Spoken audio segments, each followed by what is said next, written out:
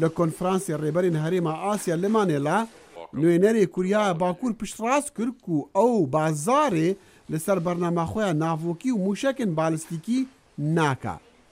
ئەو بەرسڤە ڕاگەهاندنە وەزیری دەرەوەی ئەمریکی ڕێکس تەلەرسن بوو دەماگوتی پیۆنگیانگ دکارە نیشان بدە کو ئامادەی دانوستاندنە بتنێ دەما تاقیکردنا موشەکان ڕاوەستینە.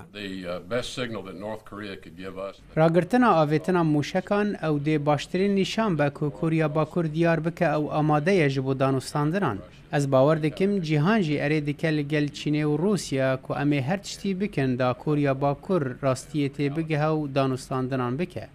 Tillerson li konferansê Manelayê hevkariya welatên Başûrê Rojhilata Asya ji bo rojnamevana diaxift û got pesendkirina biryara toleyan li dijî Koriya Bakur bi têkiraya dengên civata tenahiya netewêniyê girtî peyameke ku tivaya civaka nîv neteweyî hevbîra taqîkirina mûşekan karekî nepesendkiriyê Pyongyanga û ew bihîviya Rûsya û Çîn dosta Kuryaya Bakur vî peyamî rohin bikin.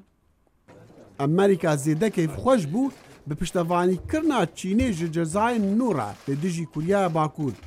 Ew cizakirin bendkirine li ser firotina rej wê hesin û masyan. Heta niha Çîn rêgir bû li pêş cizakirina hevsûnûra xwe ya komünîst lê li Manêla وزیر دەرەوەیە چینێ هەلویستێ وڵاتی خۆ گوهار.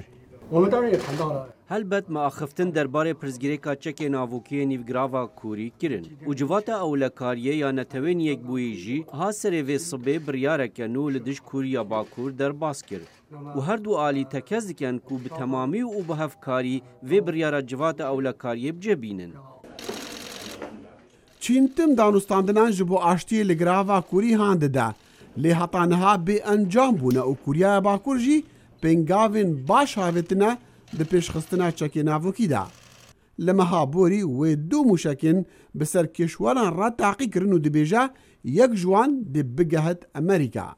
Serokê Emerîkî Donald Trump alîkariya Çînê xwest ji bo seredariyê digel Pyongyang digel wê jî nîşan da ku ihtimala bijara leşkerî jî heye. Şarezaya Rand Corporation Bruce Bennett باور dike ku Çîn dê rê li şerekî çekdarî bigire digir ava Kûrî de. Her renge hevrikiya kamezin çêbibe dê destêwerdana Çînê li Kûriya Bakur bînî û divê zor hişyar bî nekeviye di şerekê mezin da digel Çînê.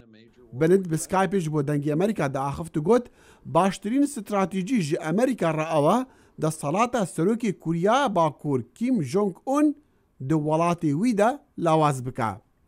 Helbet cizayê netewên girtî renga wê armancê cêbicê bike çunku dê ek ji sê ji dahatê firotina derveya Kûrî kêm bike ku nêzîkî 3 milyar dolara ne her salekê û eger bi duristî cêbicê bin renga niyazên navokiyên Kim Jong-un vebir bikin.